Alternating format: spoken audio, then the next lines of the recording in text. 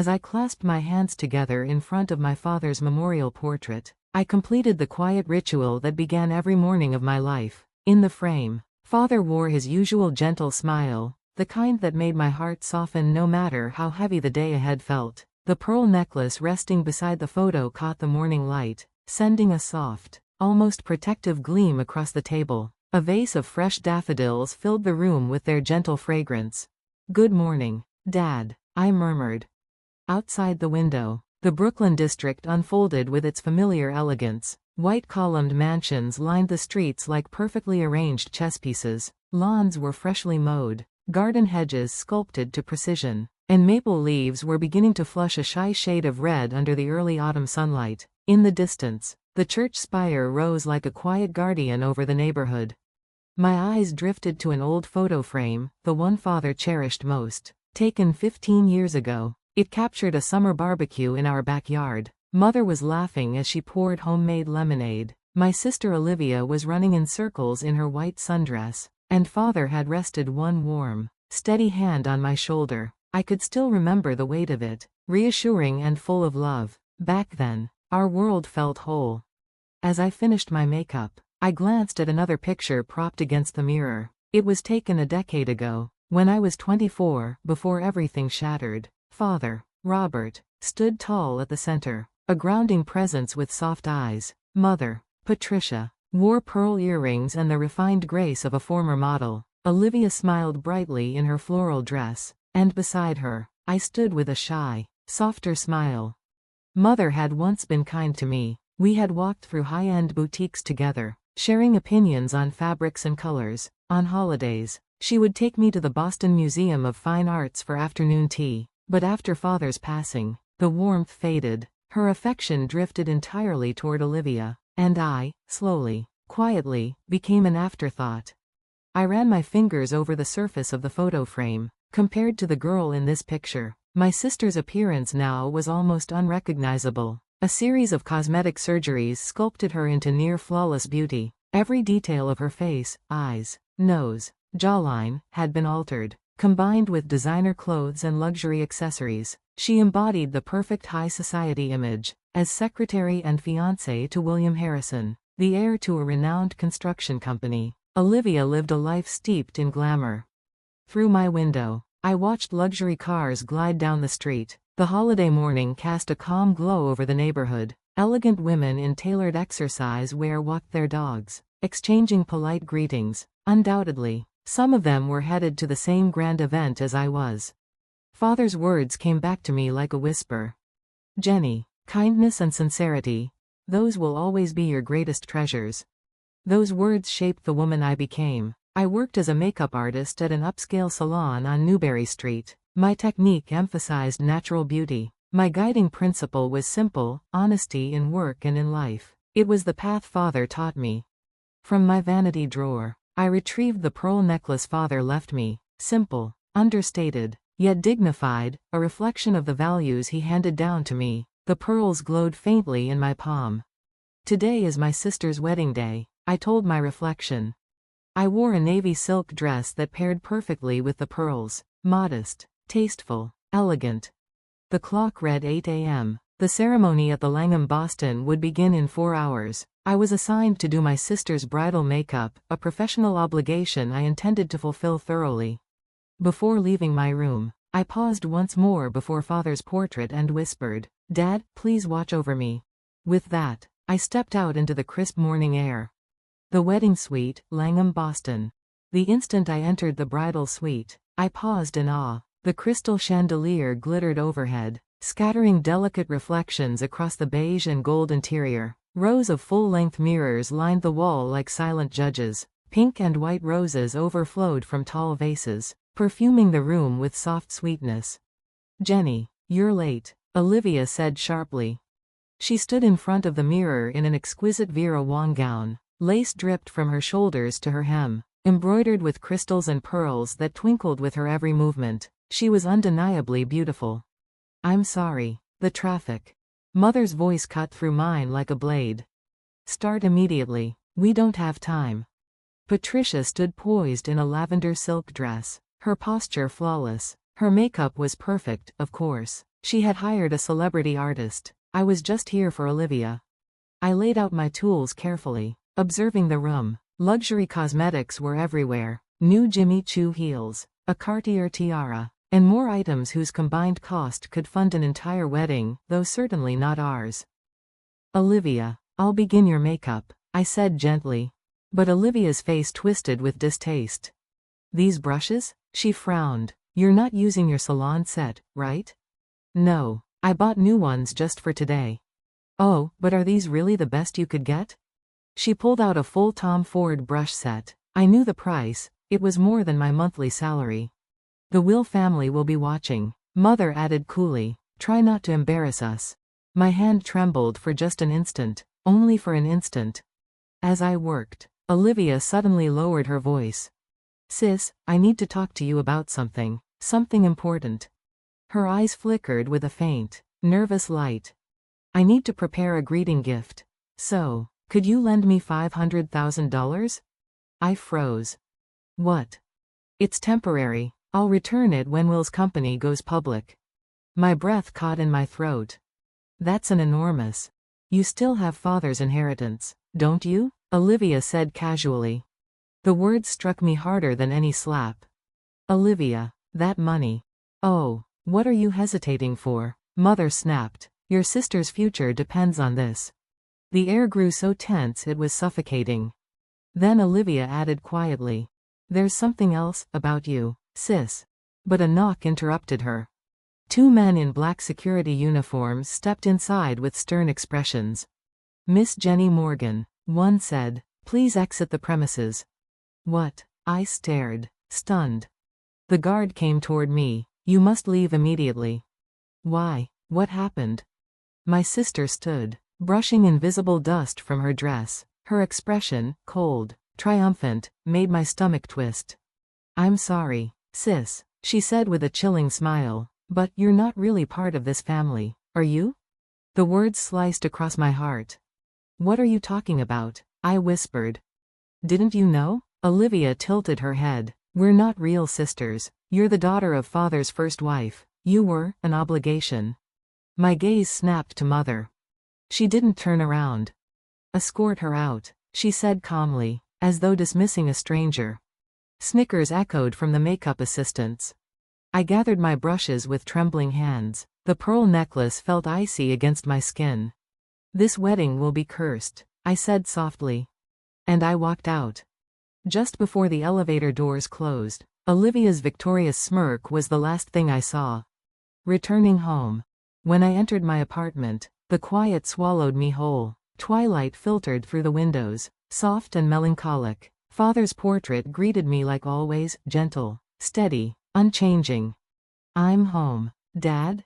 I sank onto the sofa. The events of the day replayed in my mind like muted scenes from a tragic film. Yet the cold pearls against my neck grounded me. This pain was real. I walked to the shelf lined with memories, photos from fishing trips, family museum visits, handwritten recipes Father and I had made together. Each memory felt like a hand clasping mine. My phone buzzed. A message. Jenny, are you okay? What happened at the venue? I turned the screen dark. Then I noticed the date. A full week had passed since the day I overheard Mother and Olivia whispering in Father's old study. I still remembered every word. Is Will's company really going public? Mother had asked nervously. Not certain, Olivia replied. But if we get the Will family head's signature. And how much do you need? Mother whispered. 500,000, Olivia answered confidently. Mother's tone hardened. Jenny still has Father's inheritance. She's barely touched it. But will she help? If she refuses, Mother said coldly, we'll reveal the secret about her birth. I had stood frozen, heart racing. If only that were the worst of it. I opened my laptop and sifted through old emails, bank statements, communications between Mother and Olivia, records involving the Will family. Piece by piece, the truth surfaced like a monster rising from deep, murky waters. And then I found it. The cost of Olivia's surgeries. All paid from Father's insurance. The insurance Father left for me. For my future. For my protection. My hands clenched into trembling fists. This was only the beginning. Money, the new branded items, the luxury cars, all of it had been built on nothing more than mountains of crushing installment debt. And the upcoming public offering of Will's company?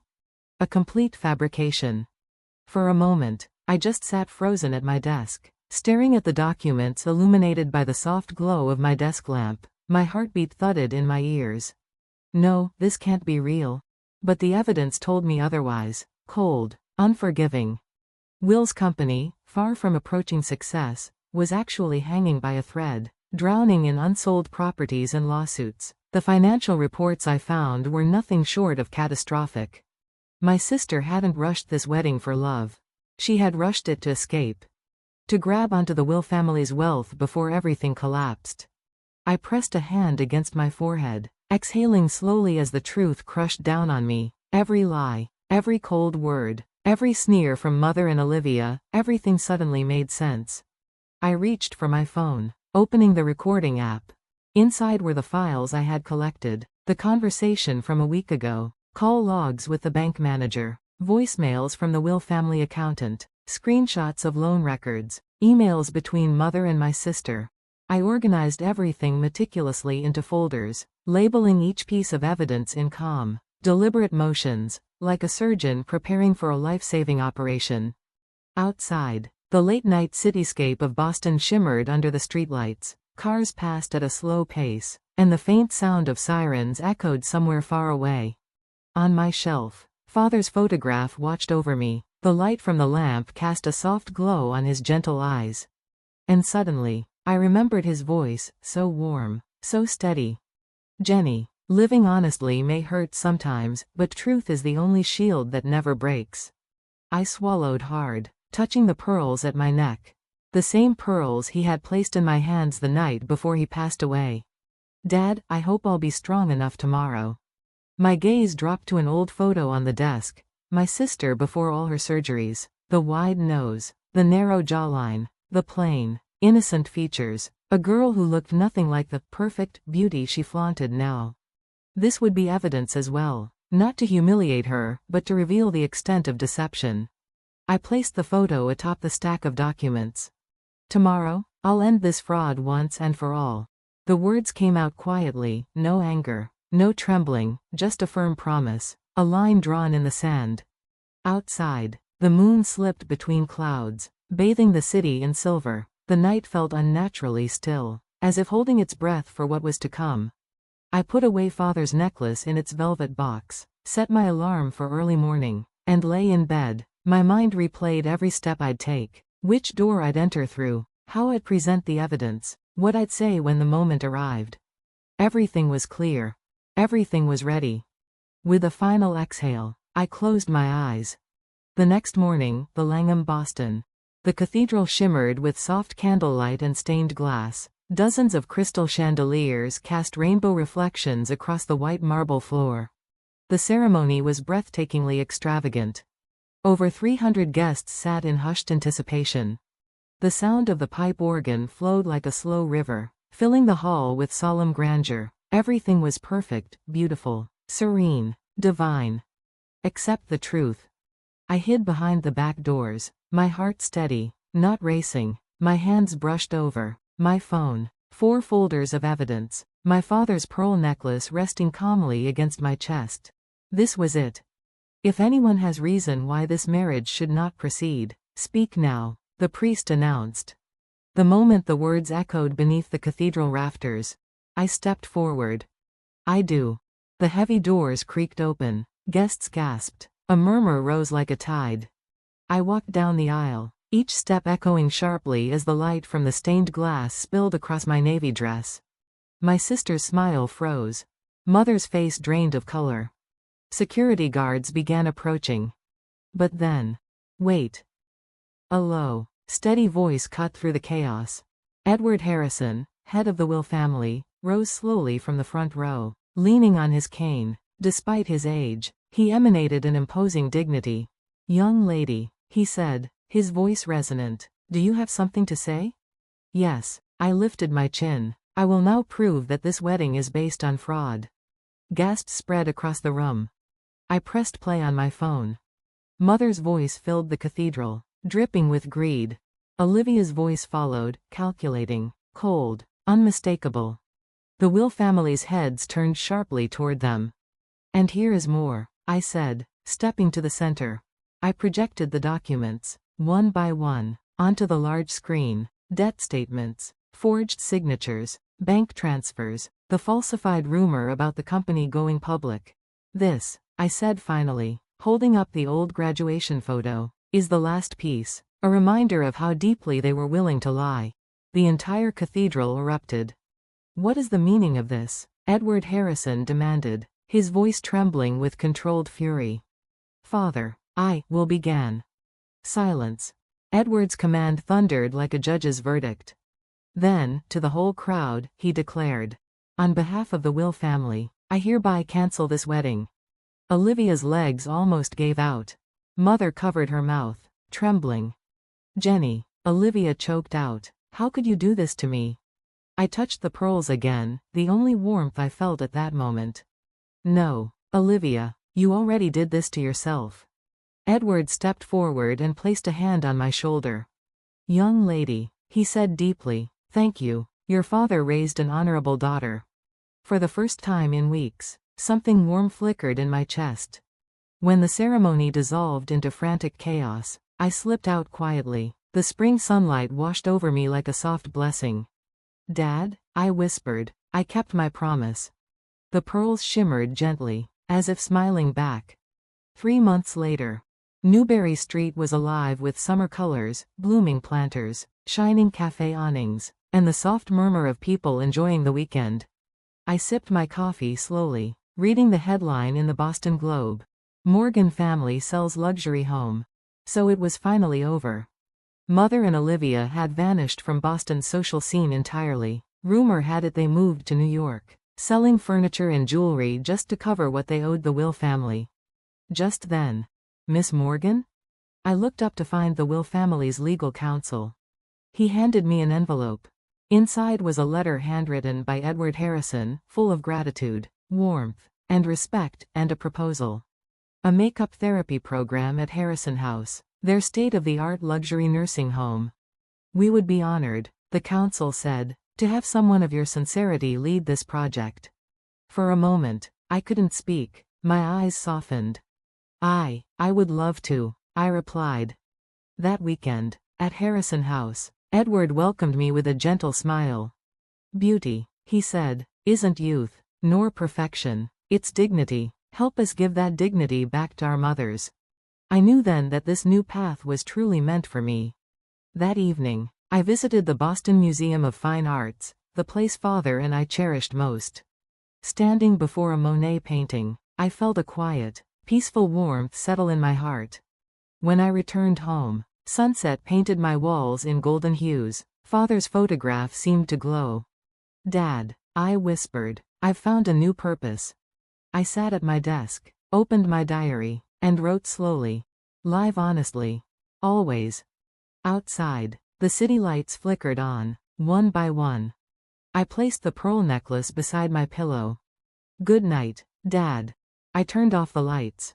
Moonlight washed over me, gentle, calm, as if blessing the new life I had finally begun.